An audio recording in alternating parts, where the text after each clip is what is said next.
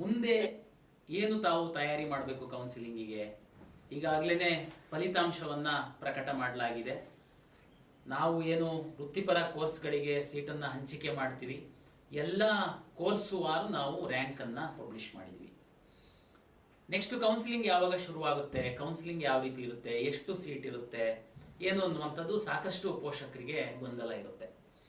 ಈ ಕುರಿತು ಪ್ರಾಧಿಕಾರದ ವತಿಯಿಂದ ತಮಗೆ ನಾನು ಏನು ಹೇಳಲಿಕ್ಕೆ ಇಚ್ಛೆ ಪಡ್ತೀನಿ ಅಂತಂದರೆ, ತಮಗೆಲ್ಲ ಗೊತ್ತಿರುವಂತೆ ಇಂಜಿನಿಯರಿಂಗ್ ಕಾಲೇಜುಗಳಿಗೆ ಸಂಬಂಧಪಟ್ಟಂತೆ ಪರ್ಮಿಷನ್ ಕೊಡುವಂಥದ್ದು AICTE ಅವರು ಪರ್ಮಿಷನ್ ಕೊಡ್ತಾರೆ, ಎಷ್ಟು ಸೀಟ್ಗಳನ್ನು ತಾವು ಈ ವರ್ಷ ಅಡ್ಮಿಷನ್ ಮಾಡ್ಕೊಳ್ಬೇಕು ಅಂತೇಳಿ.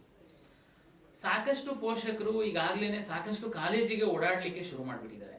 ಸಾಕಷ್ಟು ತಮಗೆ ಬೇರೆ ಬೇರೆಯವರಿಂದ ಫೋನು ಬರಲಿಕ್ಕೆ ಶುರುವಾಗಿದೆ, ಬನ್ನಿ ಅಡ್ಮಿಷನ್ ಆಗಿ.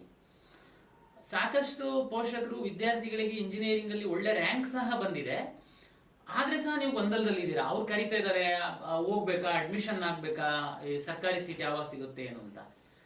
ಎಷ್ಟೋ ಪೋಷಕರಿಗೆ ವಿದ್ಯಾರ್ಥಿಗಳಿಗೆ ಇಂಜಿನಿಯರಿಂಗ್ ಕಾಲೇಜುಗಳಲ್ಲಿ ಎಷ್ಟು ಸೀಟ್ ಇರುತ್ತೆ, ಆ ಸೀಟು ಯಾವ ರೀತಿ ಹಂಚಿಕೆ ಆಗುತ್ತೆ, ತಮ್ಮ ಮಗುವಿಗೆ ಸೀಟು ಸಿಗುತ್ತಾ ಸಿಗಲ್ವಾ, ಈ ಎಲ್ಲ ಗೊಂದಲದಲ್ಲಿ ತಾವಿದ್ದೀರಾ.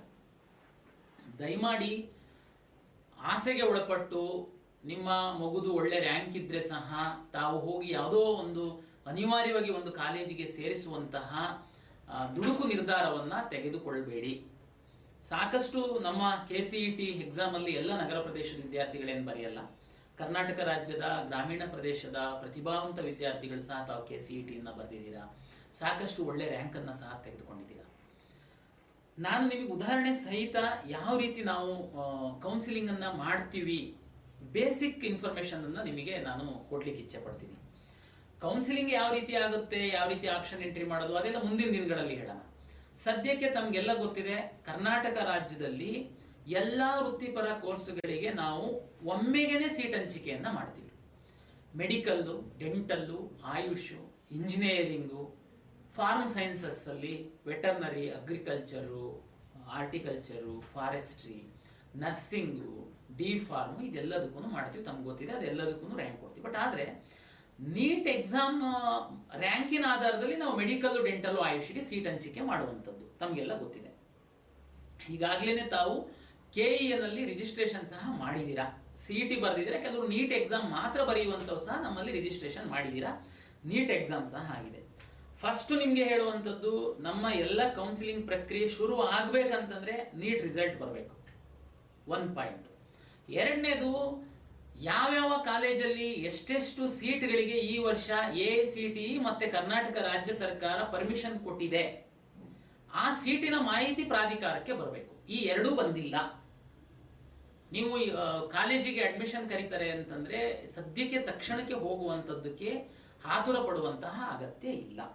ನೀಟ್ ಯಾವಾಗ ರಿಸಲ್ಟ್ ಬರುತ್ತೆ, ನೀಟಿಂದು ರ್ಯಾಂಕ್ ಡಾಟಾವನ್ನು ನಮ್ಮ ಪ್ರಾಧಿಕಾರಕ್ಕೆ ಕೊಡ್ತಾರೆ, ಆ ನಂತರ ನಾವು ಕೌನ್ಸಿಲಿಂಗ್ ಪ್ರಕ್ರಿಯೆಯನ್ನು ಅಧಿಕೃತವಾಗಿ ನಾವು ಶುರು ಮಾಡ್ತೀವಿ. ಈಗ ನಮ್ಮ ರಿಸಲ್ಟ್ ಕೊಟ್ಟಿದ್ದೀವಿ, ಡಾಕ್ಯುಮೆಂಟ್ ವೆರಿಫಿಕೇಶನ್. ಕನ್ಫ್ಯೂಸ್ ಆಗಕ್ಕೆ ಹೋಗಬೇಡಿ, ನಿಮ್ಮ ನಾಲೆಜ್ ಬರಲಿ ಅಂತ ಈ ವಿಡಿಯೋನ ಶೇರ್ ಮಾಡ್ತಾ ಇರೋದು.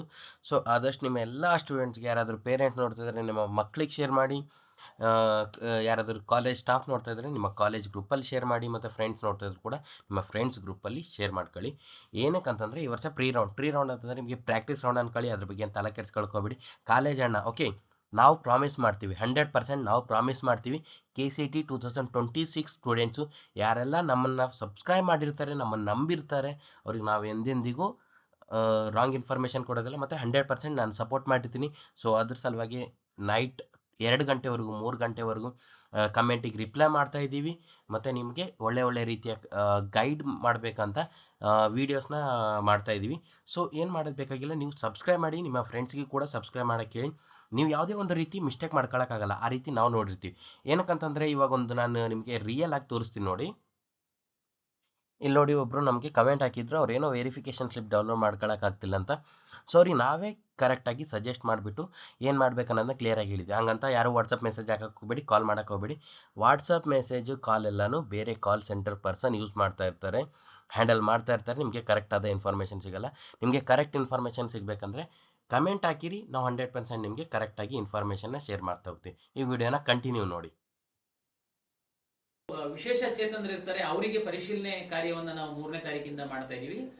ಕೆಲವು ವಿದ್ಯಾರ್ಥಿಗಳು ನಮಗೆ ಬಹುಮುಖ್ಯವಾಗಿ ಇವತ್ತು ಇಂಜಿನಿಯರಿಂಗ್ ಕಾಲೇಜ್ ಸೀಟ್ ಹಂಚಿಕೆ ಬಗ್ಗೆ, ನೀವು ಯಾರು ಪ್ರೈವೇಟ್ ಕಾಲೇಜುಗಳಿಗೆ ತಕ್ಷಣ ಹೋಗಿ ಒಳ್ಳೊಳ್ಳೆ ರ್ಯಾಂಕ್ ಇತ್ತು ಅಂತಂದ್ರೂ ಅಡ್ಮಿಷನ್ ಆಗುವಂಥದ್ದು, ಗೊಂದಲಕ್ಕೊಳಗಾಗುವಂಥದ್ದು, ಸೀಟ್ ನಾಳೆ ಸಿಕ್ಬಿಡುತ್ತೋ ಸಿಗಲ್ವೋ ಅನ್ನುವಂಥದ್ದು, ಇಂಥದಕ್ಕೆ ಒಂದು ತೆರೆ ಎಳೆಯುವಂತಹ ಪ್ರಯತ್ನ ಮಾಡ್ತೀನಿ.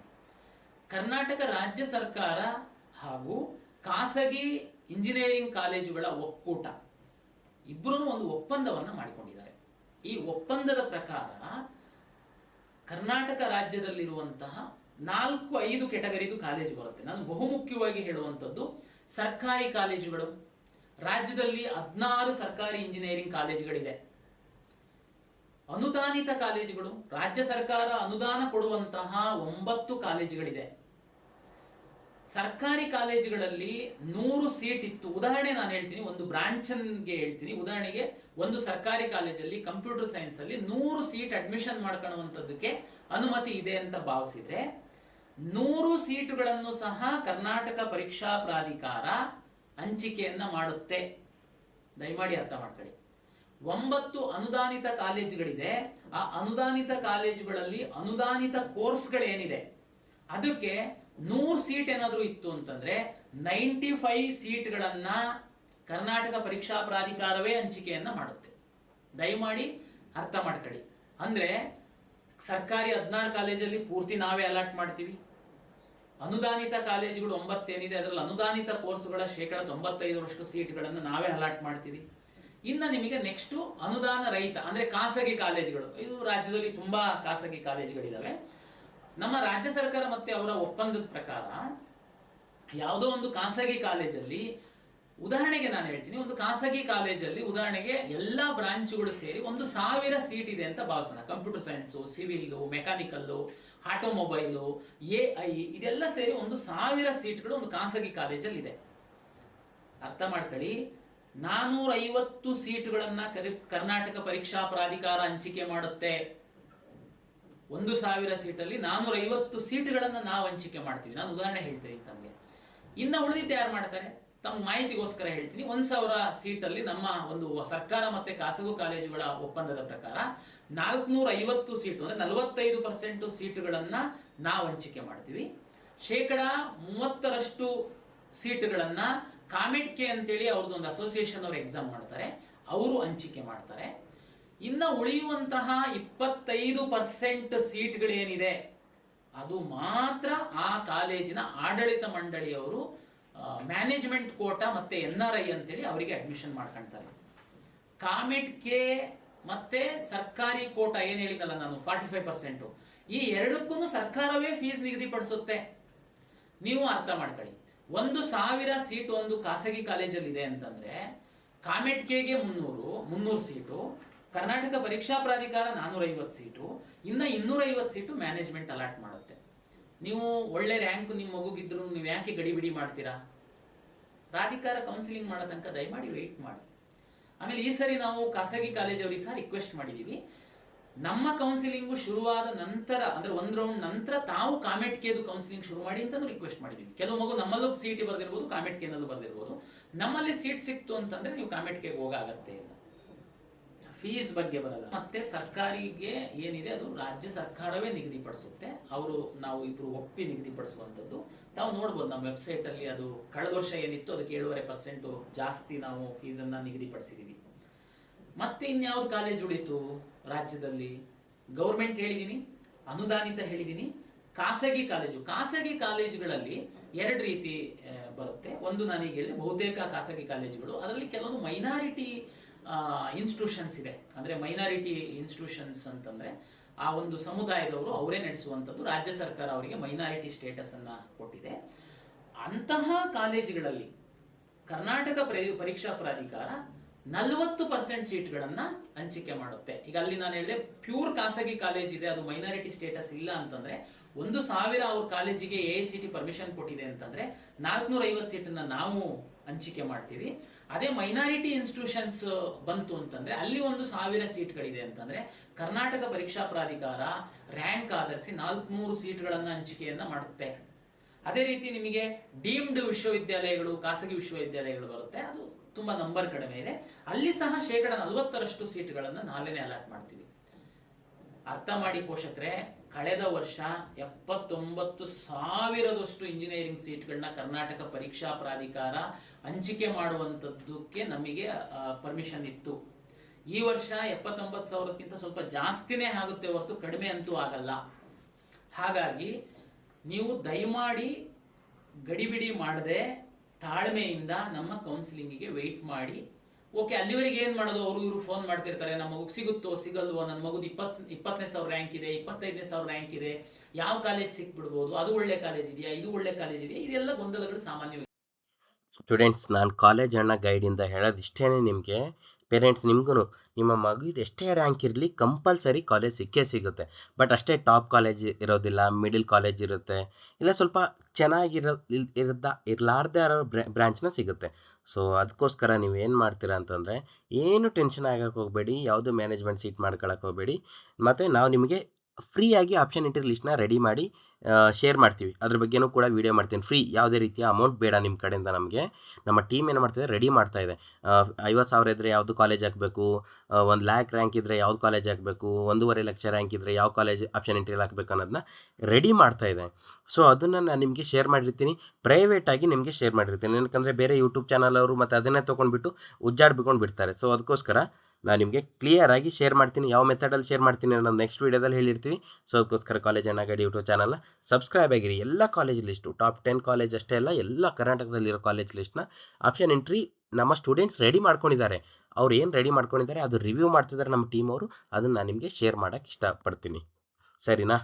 ಅಧಿಕಾರದಿಂದ ಸೀಟು ಹಂಚಿಕೆ ಮಾಡಿದಂತಹ ಸಂದರ್ಭದಲ್ಲಿ ನಾವು 3 ರೌಂಡ್ ಸೀಟನ್ನು ಹಂಚಿಕೆ ಮಾಡಿದ್ದೀವಿ ಕಳೆದ ಬಾರಿ. ಪ್ರತಿ ಬಾರಿ ಯಾವ ರ್ಯಾಂಕಿಗೆ ಯಾವ ಕಾಲೇಜಲ್ಲಿ ಕಟ್ ಆಫ್ ಆಗಿದೆ, ಉದಾಹರಣೆಗೆ ನಿಮ್ಮ ಮಗುದು 25,000 ರ್ಯಾಂಕ್ ಇದೆ, ಇದ್ರ ಬಗ್ಗೆನೂ ಕೂಡ KEA ಬಾಟ್ ಅಂತ ಒಂದು ಏನಂತಂದರೆ KEAನಲ್ಲಿ ಅಪ್ಲಿಕೇಶನ್ ಇದೆ. ಸೊ ಅದ್ರ ಬಗ್ಗೆನೂ ಕೂಡ ನಾವು ಕಾಲೇಜ್ ಅಣ್ಣ ಗೈಡ್ ಯೂಟ್ಯೂಬ್ ಚಾನಲಲ್ಲಿ ವಿಡಿಯೋ ಮಾಡಿದ್ದೀವಿ. ಅದನ್ನು ನೋಡಿಕೊಂಡು ನೀವೇನು ಮಾಡಬೇಕಾಗಿಲ್ಲ, ನಿಮ್ಮ ರ್ಯಾಂಕು ಕ್ಯಾಟಗರಿ ಹಾಕಿಬಿಡಿ. ಯಾವ್ದು ಕಾಲೇಜ್ ಸಿಕ್ಕಿದೆ ಫಸ್ಟ್ ರೌಂಡಲ್ಲಿ, ಸೆಕೆಂಡ್ ರೌಂಡಲ್ಲಿ, ಥರ್ಡ್ ರೌಂಡಲ್ಲಿ ಅಂತ ಅಲ್ಲೇ ಬಂದುಬಿಡುತ್ತೆ. ಸೊ ಅದ್ರ ಬಗ್ಗೆನೂ ಕೂಡ ಜಾಸ್ತಿ ತಲೆ ಕೆಡ್ಸ್ಕೊಳಕ್ಕೆ ಹೋಗ್ಬೇಡಿ. 3 ರೌಂಡಲ್ಲಿ ನಿಮ್ಮ ಮಗುಗಿರುವಂತಹ ರ್ಯಾಂಕಿಗೆ ಯಾವುದೇ ಇಂಜಿನಿಯರಿಂಗ್ ಕಾಲೇಜಲ್ಲಿ ಸೀಟ್ ಸಿಕ್ಕಿಲ್ಲ, ಓಕೆ, ನೀವು ನಿರ್ಧಾರ ಮಾಡಿ ಇಂಜಿನಿಯರಿಂಗೇ ಮಾಡಬೇಕು. ಓಕೆ, ಅವಾಗ ಹೋಗಿ ನೀವು ಮ್ಯಾನೇಜ್ಮೆಂಟಿಗೆ ಮತ್ತೆಲ್ಲ ಅಡ್ಮಿಷನ್ ಮಾಡಿಸ್ತೀರಾ ಅಥವಾ ಮಾಡಿಸೋದಕ್ಕೆ ಫ್ರೀ ಇದ್ದೀರಾ. ಬಟ್ ಸ್ಟಡಿ ಮಾಡಿ ತೀರ್ಮಾನ ಮಾಡಿ ಅಂತನ್ನುವಂಥದ್ದು ನನ್ನ ಒಂದು ವಿನಂತಿ. ಅದೇ ರೀತಿ ನೀವು ನಾನು ನೆಕ್ಸ್ಟ್ ವಿಡಿಯೋದಲ್ಲಿ ನಾನು ಈ ಮೆಡಿಕಲ್ಲು, ಡೆಂಟಲ್ಲು, ಆಯುಷು ಮತ್ತು ಬೇರೆ ಕೋರ್ಸ್ಗಳನ್ನ ಹೇಳ್ತೀನಿ. ಯಾಕೆಂದರೆ ಬಹುತೇಕ ವಿದ್ಯಾರ್ಥಿಗಳು ನಮ್ಮ CET-ನಲ್ಲಿರುವಂಥವ್ರು, ಹೆಚ್ಚಿನ ವಿದ್ಯಾರ್ಥಿಗಳು ಇಂಜಿನಿಯರಿಂಗ್ ಆಸ್ಪಿರೆಂಟ್ಸ್ ಇದ್ದಾರೆ. ಹಾಗಾಗಿ ನಾನು ಇಂಜಿನಿಯರಿಂಗಿಗೆ ಸಂಬಂಧಪಟ್ಟಂತೆ ನಾನು ಈ ವಿಡಿಯೋದಲ್ಲಿ ಎಕ್ಸ್ಪ್ಲೈನ್ ಮಾಡಿದ್ದೀನಿ. ರಿಸಲ್ಟು ನಾವು ಪಬ್ಲಿಷ್ ಮಾಡಿದ್ದೀವಿ. ಕೆಲವು ವಿದ್ಯಾರ್ಥಿಗಳಿಗೆ ಏನು ರಿಸಲ್ಟ್ ಬಂದಿಲ್ಲ, ಅವರಿಗೆ. ಓಕೆ ಸ್ಟೂಡೆಂಟ್ಸ್, ವಿಡಿಯೋನ ಎಲ್ಲ ಕಡೆಯೂ ಶೇರ್ ಮಾಡಿ, ಎಲ್ರಿಗೂ ತಲುಪಾಗಲಿ. ಮತ್ತು ಏನಂತಂದರೆ ನಾವು ನಿಮಗೆ ಎಲ್ಲ ರೀತಿಯ ಸಪೋರ್ಟ್ ಮಾಡ್ತೀವಿ. ಆಪ್ಷನ್ ಎಂಟ್ರಿ ಕೂಡ ಲೈವ್ ಪ್ರೋಸೆಸ್ ನಾವೇ ಮಾಡಿ ನಿಮಗೆ ವಿಡಿಯೋನ ತಲುಪಿಸ್ತೀವಿ. ಸೊ ಅದಕ್ಕೋಸ್ಕರ ನೀವು ಮಾಡಬೇಕಾಗಿರೋದೇನಿಲ್ಲ, ಕಾಲೇಜ್ ಅಣ್ಣ ಗೈಡ್ ಯೂಟ್ಯೂಬ್ ಚಾನಲ್ ಸಬ್ಸ್ಕ್ರೈಬ್ ಮಾಡ್ಕೊಂಡಿರಿ. ನಮ್ಮ ವೀಡಿಯೋಸ್ಗೆ ನಿಮ್ಗೆ ಏನು ಕಮೆಂಟ್ ಆಗಬೇಕು, ಕಮೆಂಟ್ ಅಂದರೆ ನಿಮ್ಗೇನು ಕ್ವಶನ್ಸ್ ಇಲ್ಲ ಅಂದರೂ ಥ್ಯಾಂಕ್ ಯು ಸರ್ ಅಂತ ಕಮೆಂಟ್ ಹಾಕಿರಿ. ನಮ್ಮ ಟೀಮ್ ಅವ್ರು ನೋಡಿ ಹ್ಯಾಪಿ ಫೀಲ್ ಆಗಿಬಿಟ್ಟು ಮತ್ತು ನಿಮಗೆ ಒಳ್ಳೆ ಒಳ್ಳೆ ಇನ್ಫಾರ್ಮೇಷನ್ನ ಶೇರ್ ಮಾಡ್ತಾರೆ. ಮತ್ತೆ ಸಿಗೋಣ. ಕಾಲೇಜ್ ಅಣ್ಣ.